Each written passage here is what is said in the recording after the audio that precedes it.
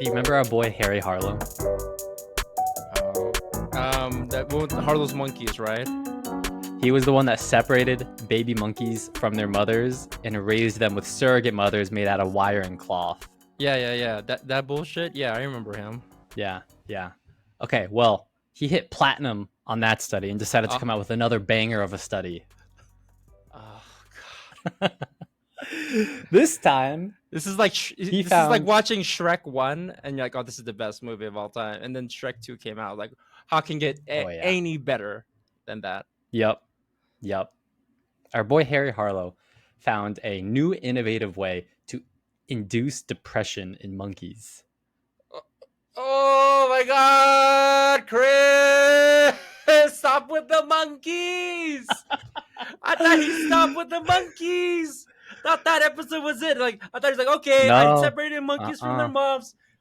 Oh my gosh! I can't. Yep. Inducing depression in monkeys with something he called the pit of despair.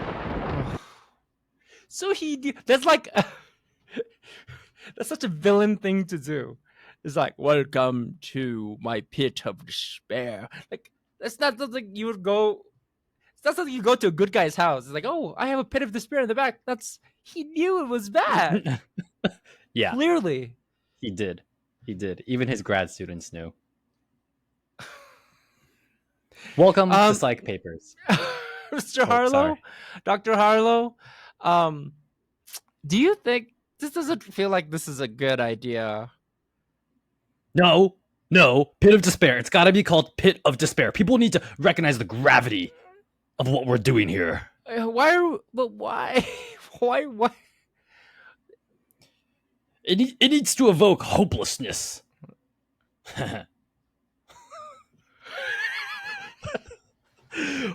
Welcome to Psych Papers. Hi. Welcome to Psych Papers, a podcast of bad content where we review controversial and interesting psychology studies and conduct our own follow-up research. This episode is on another one of Harry Harlow's infamous studies on how to not treat animals. I'm Chris Cole. I have a PhD in psychology, and this is my co-host, Joseph Tajaran. Hi, I'm his friend. Chris, before we begin, I just need to know.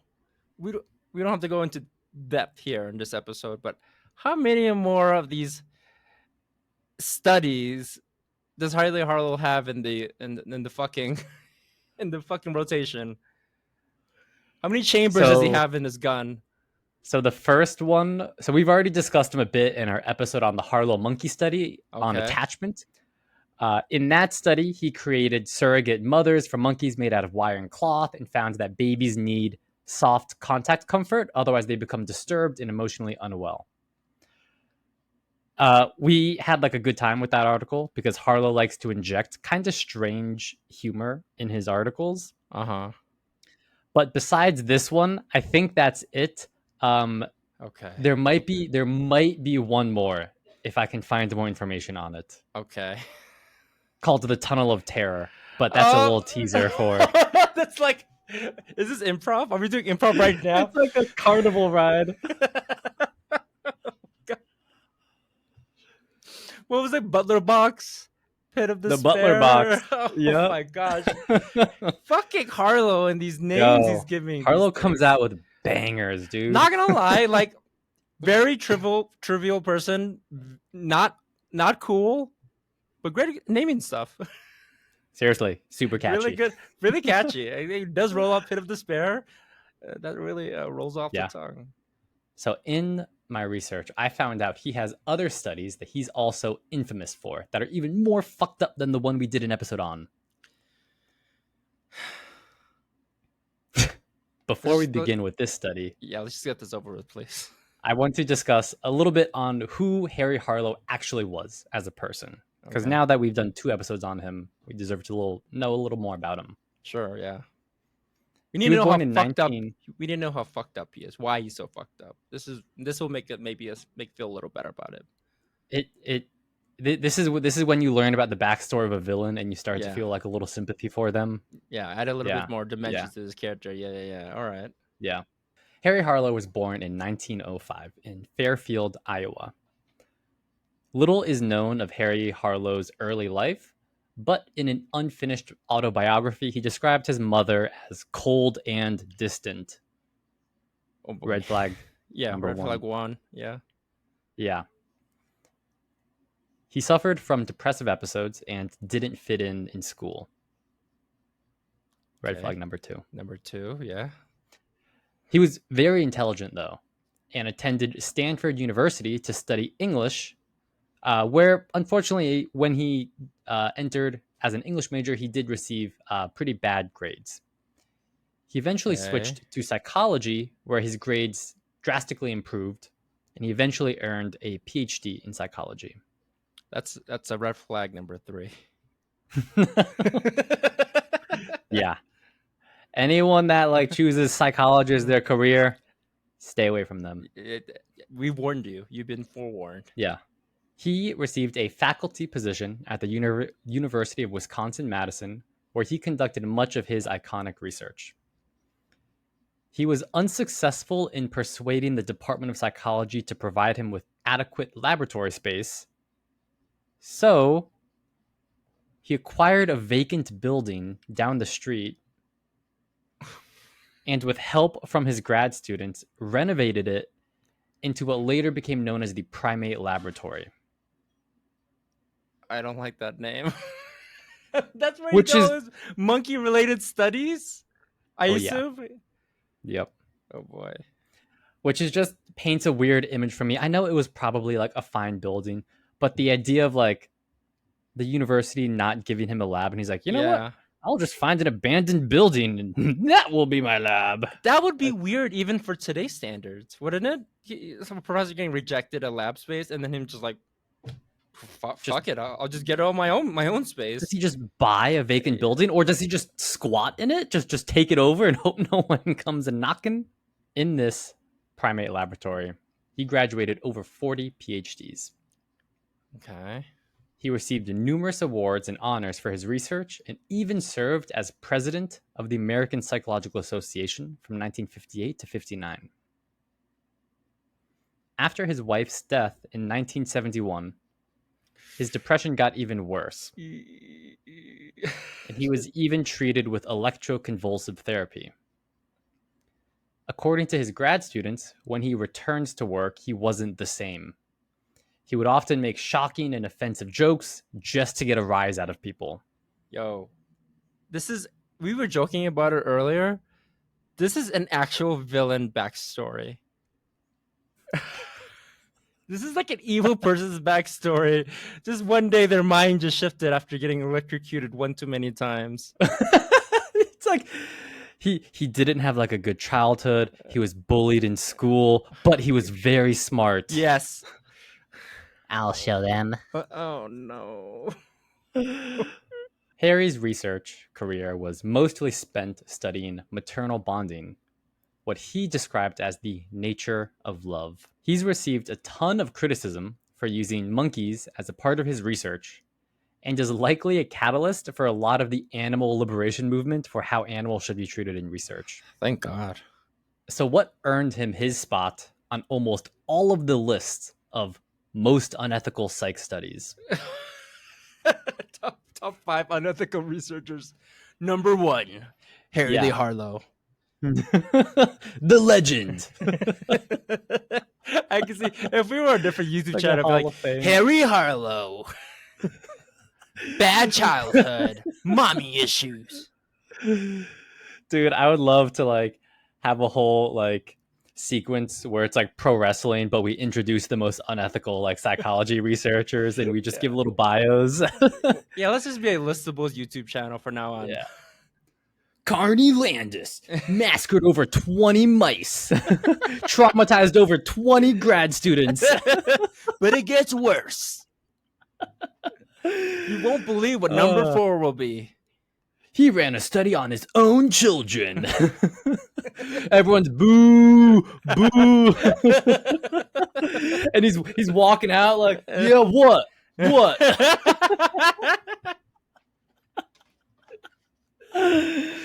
Oh, let's make that. So the aim of this study, where he coined the term pit of despair, the aim was to produce an animal model of human clinical depression. So he wanted to replicate clinical depression in monkeys in order to study it. In concept, the abstract is actually, that's great to figure this out. The way to get there, geez Louise. Great goal, terrible execution. Yeah, this is the means don't justify the ends here, folks. Okay, before we get into what the pit of despair was, let's talk about some of the earlier iterations of these depression boxes. Okay. Early iterations. Oh, yeah. Harlow's first experiment on the effects of loneliness and depression involved isolating a monkey in a cage surrounded by steel walls with a small one-way mirror, so the experimenter could look in, but the monkey couldn't look out. So just imagine a steel box. That's it. Just a box. There's no windows or anything. There's a one-way mirror just so experimenters can look inside. That's it. The only connection the monkey had to the outside world was when the experimenter's hands changed to the bedding or delivered fresh water and food. Baby monkeys were placed in these boxes right after birth. 4 monkeys were left there for 30 days. 4 monkeys were left there for 6 months. And another 4 monkeys were left there for a year.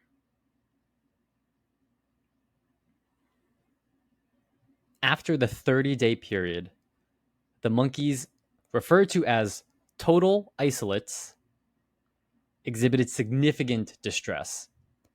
2 of them declined food, leading to their self-imposed starvation and death. And after being isolated for an entire year, these monkeys displayed minimal movement. They showed no interest in exploration or play, and they were unable to engage in sexual behavior. When introduced to other monkeys during daily play sessions, they faced severe aggression and bullying from their monkey peers. So he kept them in just a box. Just imagine like a shoebox. And they stayed in there for either 30 days to 6 months to a year. And then he brought them back out and was like, let's see what happens. He also did this one other thing specifically to the female monkeys that I'm not going to go into because it was that horrible, and I'm pretty sure against terms of service for any platform this is on. Basically, it had to do with their ability to reproduce. The isolated monkeys... Is that part of the same study? also... Or just like a... like, oh, hey, I want to study something else while we're doing this. This was the same study where he wanted to see like what the effects of this, total isolation would be. Okay. The isolated monkeys were also unable to parent their offspring, either abusing or neglecting their children.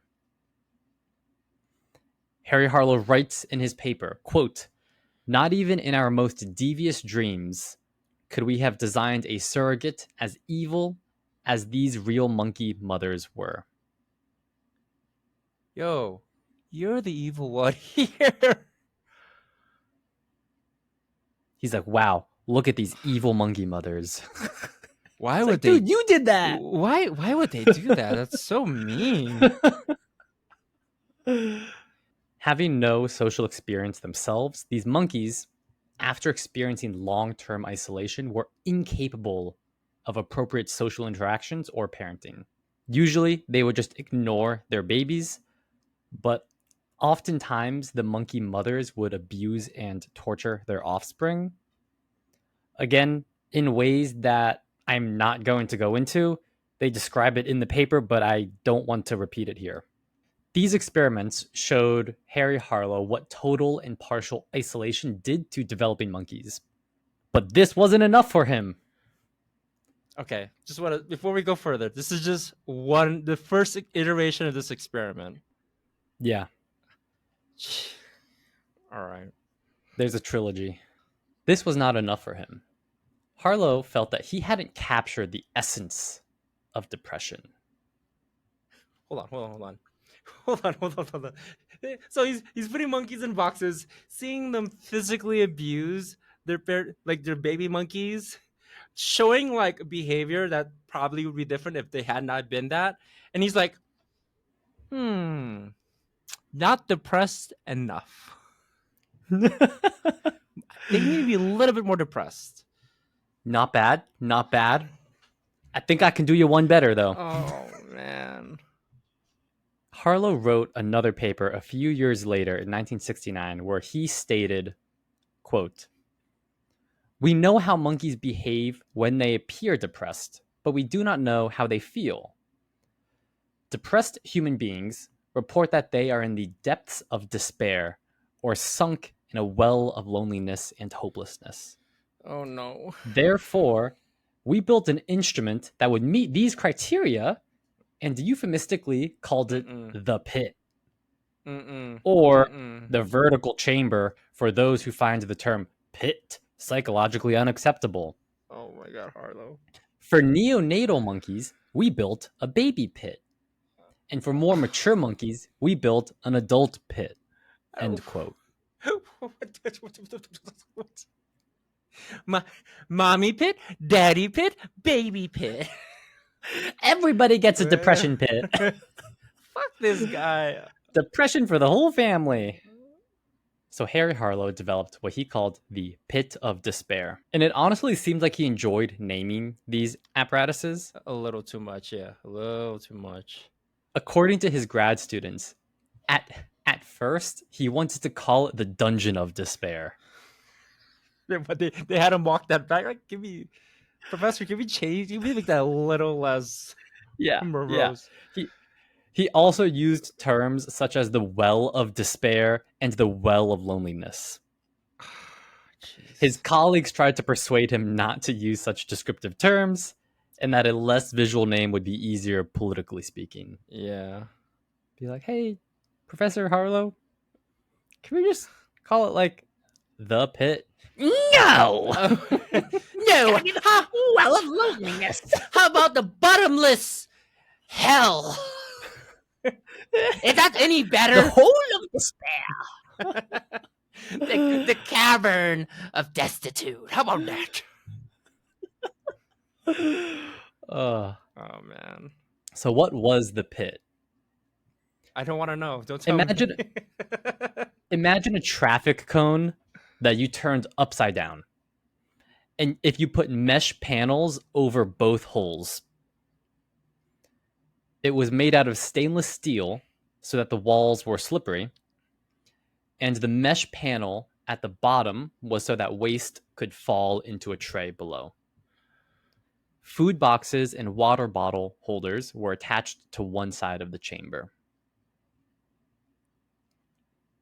So he had the pit of despair. And then he put baby monkeys inside of it. Most of the monkeys placed inside it were at least 3 months old and had already bonded with others. The point of the experiment was to break those bonds in order to create the symptoms of depression. He called it pit incarceration. Gosh, terrible guy. Fire name. Pit incarceration. Jeez Louise.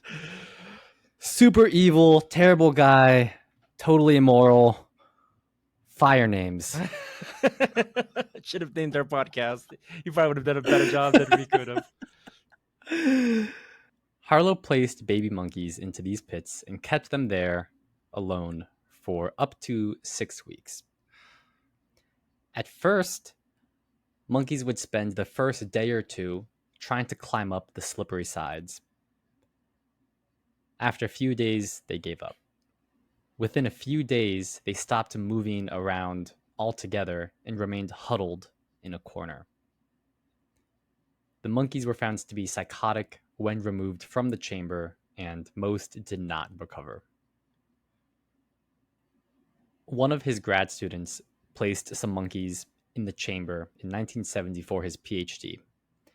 and wrote that he could find no monkey who had any defense against the pit. Even the happiest monkeys came out damaged.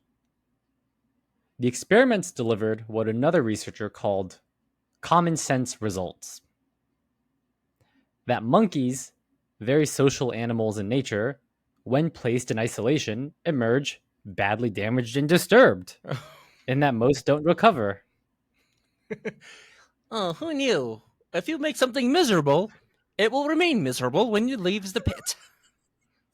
Thank you, Okay. Harlow. Here's your Nobel Peace Prize. At last, finally, I've been acknowledged. They laughed at me and they told me I was foolish. You're in the pit Now, next, fool. to turn America into one gigantic pit of despair. Oh, no. What do you think the reaction to this study was from the scientific community? Ooh, I don't know, Chris. Maybe people will be a little pissed off. I think some people would, even the signs, even like Tim talking about his colleagues. A lot of them are just like, it's like one guy who like in your life, like either in school or work. You're just like, a little off. It doesn't harm anybody, but he's like, I don't want to engage in all the ideas that you got, dude. That's the feeling I get when I hear like these these like what's it called, like a third party like response to these stories of him. Yeah. He wasn't super popular. He wasn't a super popular guy. Yeah, not surprised. So the experiments were condemned both at the time and later from within the scientific community and other places in academia.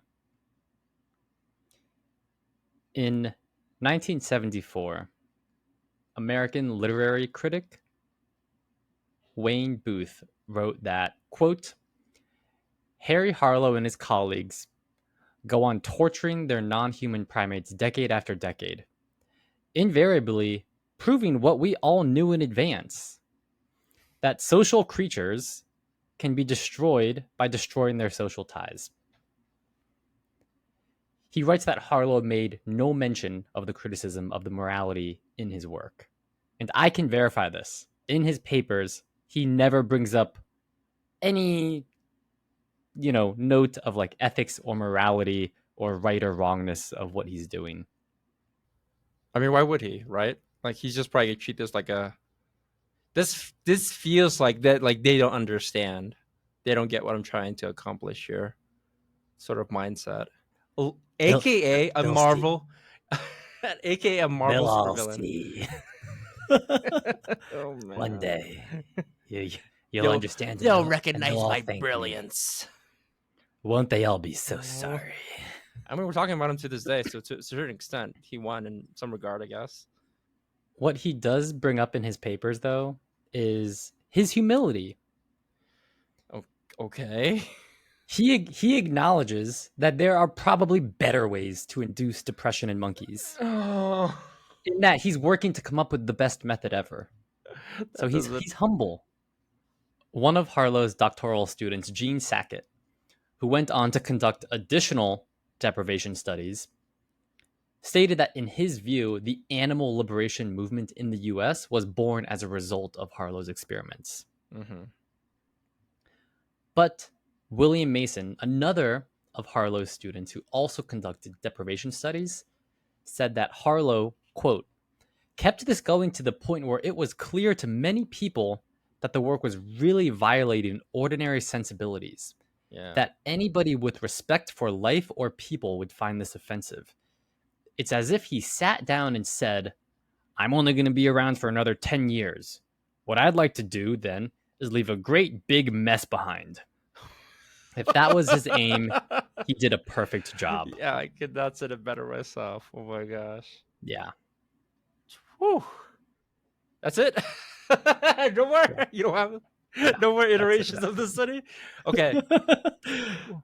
We talked about this offline, but I need you to help me remember what it's called. When someone goes into, specifically in psychology, and I'm sure it affects in other fields as well, where the thesis or thing they want to study is somewhat directly or tangentially related to themselves. Was it Mesearch. called? Yeah. Can you explain what that is? Yeah. So there's this term I learned in my first year of grad school called Mesearch. And it's this idea that people research the things that are closely related to aspects of their own identity. So, for example, there might be a researcher who has anxiety and they make their career researching anxiety. And they're kind of, researching that to kind of better understand themselves and kind of help people in their situation. So you might have another researcher who suffers from depression, and they actually end up studying depression for their entire life. So that's Mesearch. And that's not inherently bad, right? That's just, I guess, or is it? No, Okay. that's not bad at all, as long as it doesn't, like negatively impact the work or like, create some type of like bias that would lead you to misinterpret results somehow. Because you're seeking out something because there's like you're looking Potentially, for a yeah. specific thing. Well, I'll tell Yeah. you one example where this was not great. It was fucking Harry Harlow. Harry Harlow was the OG Mesearcher. No bueno. He probably just needed a lot of therapy and probably Maybe less shocking. a Maybe less electric caregiver. shots. maybe just a caregiver that was like there for him more often, and a friends group that he fit into. But he's being talked about 100 years later, so mission accomplished. You win, I guess, dude. Yeah. Jeez. If someone's having a great day and they're feeling like, you know what, I need to be knocked down a couple pegs, Yeah. then maybe send him this video. Like Harry Harlow, make him, create some humility, make them humble them. Yeah. All right. Thank you for watching. Bye. Bye.